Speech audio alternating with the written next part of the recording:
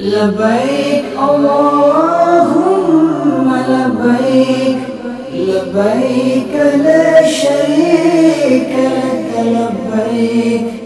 إن الحمد والنعمة لك والملك لا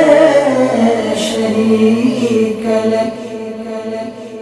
الحمدللہ رب العالمین والصلاة والسلام علی سید المرسلین اما بعد فاعوذ باللہ من الشیطان الرجیم بسم اللہ الرحمن الرحیم الصلاة والسلام علیک یا رسول اللہ وعلی آلک واصحابک یا حبیب اللہ الصلاة والسلام علیک یا نبی اللہ وعلی آلک واصحابک یا نور اللہ۔ میٹھے میٹھے اسلامی بھائیوں اور مدنی چینل کے ناظرین، اللہ کے مہمان جو اللہ کے گھر جاتے ہیں، اس کے حبیب علیہ الصلوۃ والسلام کے در پر جاتے ہیں، عاشقان رسول کے ایسے ایسے واقعات کتابوں میں موجود ہیں، پڑھتے جائیے اور ایمان تازہ کرتے جائیے۔ امام حسن مجتبی رضی اللہ تعالیٰ عنہ، ان کا مرتبہ کیا ہے، مقام کیا ہے، آپ جانتے ہیں کہ وہ نواسۂ رسول ہیں، مگر راکب دوش مصطفیٰ، سید الاسخیاء، برادر شہید کربلا، جگر گوشائے فاطمہ، دل بند مرتضیٰ، سیدنا امام حسن مجتبی رضی اللہ تعالیٰ عنہ نے ایک مرتبہ حج کے موقع پر مکہ مکرمہ میں کیا فرمایا؟ آپ کہتے ہیں میں بہت شرمندہ ہوں، اللہ عز و جل سے کس طرح ملاقات کروں گا،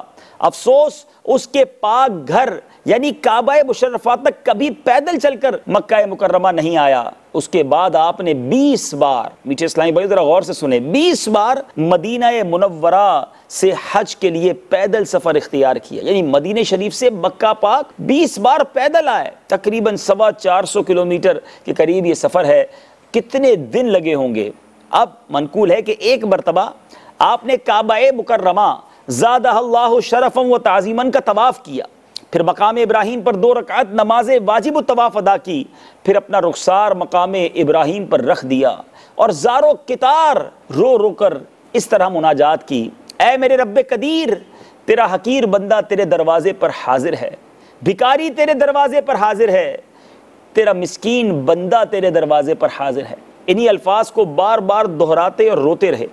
اس کے بعد مسجد الحرام سے باہر تشریف لائے تو آپ رضی اللہ تعالیٰ عنہ کا گزر چند مسکینوں کے پاس سے ہوا جو بیٹھے صدقے کی روٹیوں کے ٹکڑے کھا رہے تھے۔ آپ نے ان کو سلام کیا، جواب سلام کے بعد انہوں نے کھانے کی دعوت پیش کی۔ آپ بلا تکلف ان کے دسترخوان پر بیٹھ گئے اور فرمایا کہ اگر یہ روٹیوں کے ٹکڑے صدقے کے نہ ہوتے تو میں آپ حضرات کے ساتھ ضرور بیٹھ کر کھانا کھاتا، مگر ہم آل رسول کے لیے صدقہ حرام ہے۔ اس کے بعد آپ رضی اللہ تعالیٰ عنہ ان مسکینوں کو اپنی قیام گاہ پر ساتھ لے آئے اور سب کو عمدہ کھانا کھلایا، پھر رخصت ہوتے وقت سب کو درہم بھی عنایت فرمائے۔ کیا بات ہے نبی پاک علیہ الصلوۃ والسلام کی آل کی، جبھی تو اعلیٰ حضرت فرماتے ہیں نا، تیری نسل پاک میں ہے بچہ بچہ نور کا، آقا تو ہے عین نور، تیرا سب گھرانہ نور کا۔ نبی پاک کے گھرانے کی کیا بات، ان کی سخاوت کی کیا بات۔ اور یہاں یہ بھی سیکھنے کو ملا کہ اتنا بڑا مرتبہ ہے مگر اللہ تبارک و تعالیٰ کے در پر جب آتے ہیں تو کس عاجزی کے ساتھ، کن آہوں سسکیوں اور آنسوؤں کے ساتھ۔ اے مدینے جانے والوں، اے حج کو جانے والوں، اپنی آنکھوں میں آنسو لے کے جانا، رقت کے ساتھ یہ سفر کیجئے گا،